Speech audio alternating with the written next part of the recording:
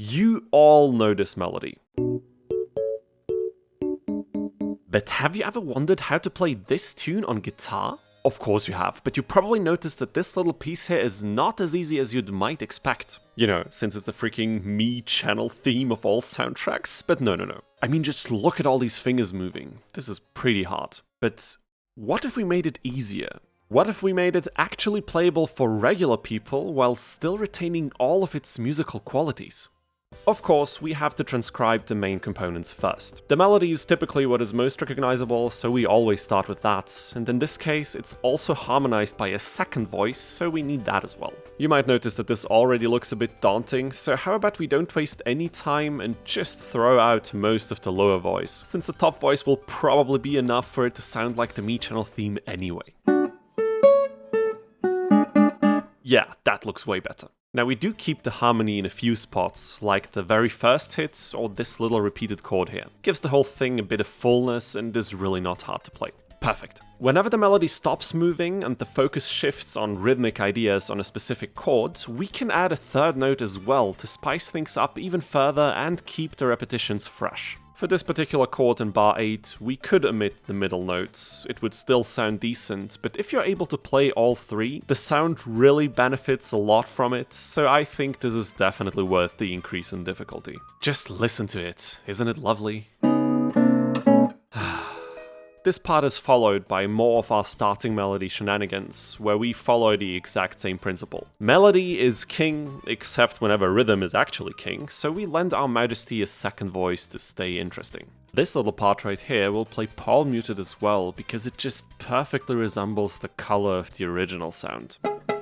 Alright, the first section is already in the bag, but now things are getting a bit spicy. In the next part, the melody moves around even more, playing what we would call arpeggios. These are essentially chords that are spelled out note for note, so we have to keep all of them. We also need one bass note for each of these at the bare minimum so we can actually feel the weight of this chord progression. Luckily, we can use the open strings of our guitar for all of them, making this a lot easier. Did I move some of the bass notes from the original to a higher or lower octave to make this possible? Yeah, maybe, but it sounds great, doesn't it?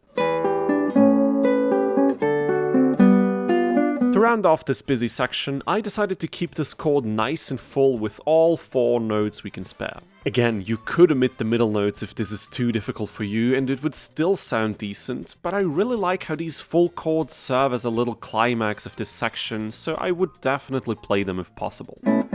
All of this is followed by this incredibly memeable little melodic interlude.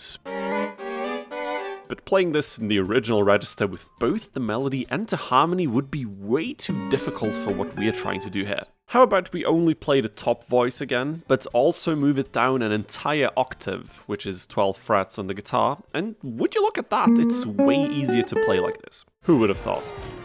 Now for the final section. The mood shifts entirely here, as we are served a nice repeating melodic theme with constantly changing bass notes underneath. In the original, you will hear more than just these 2 voices, filling out the rhythmic gaps and offering more density to this section.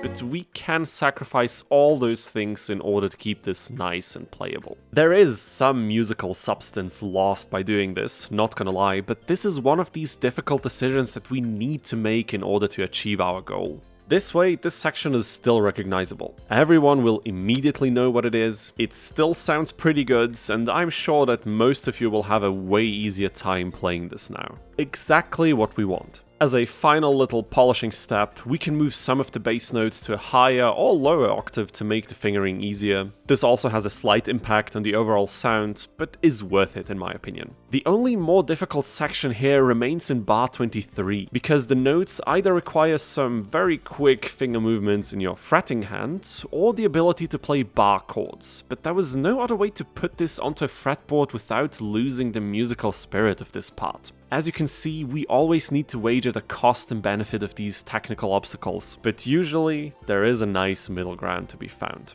If you want to see the full playthrough of this and get your hands on the tabs, make sure to check out the video on screen right now. The link is also in the description. Make sure to like the video if you liked it and subscribe for more easy guitar tutorials in the very near future. Thanks for watching, and I'll see you soon.